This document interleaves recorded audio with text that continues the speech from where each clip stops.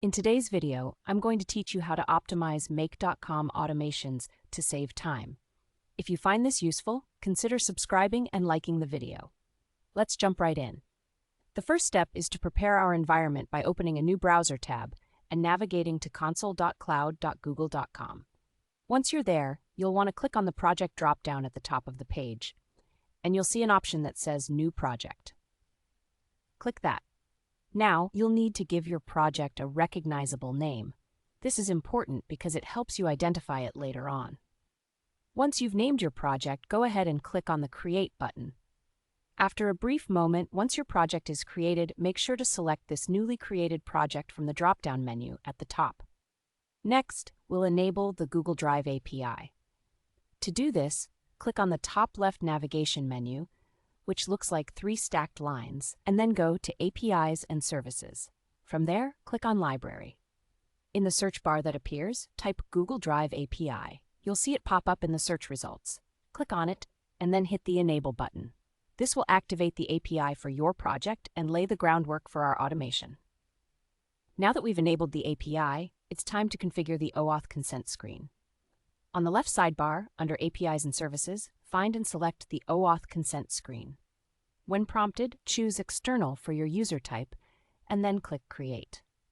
Now, fill in the fields with the required information.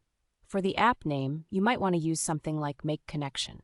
Make sure to enter your support and developer email addresses too, as Google will use these to notify you of any system changes. Once ready, accept the terms to move forward. Let's set up the OAuth client credentials and redirect URIs. Head over to the Credentials tab in the left sidebar and click Create Credentials. Then choose OAuth Client ID.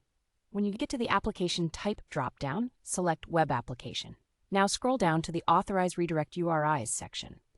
Here, you'll need to click on Add URI and enter 2 required endpoints. The first one is https://make.com/OAuthCB Google-restricted, and the second one is at integromat.com/OAuth/C Google-restricted, which is included for legacy compatibility. After entering those, be sure to click Save. This action will generate your client ID and client secret, which you'll need later. The final steps involve adjusting scopes and adding yourself as a test user. Click on Data Access or Scopes, and then select Add or Remove Scopes. In the search bar, look for the Google Drive API and select the main drive scope to grant. Make the necessary read-write permissions. Don't forget to click Update after that.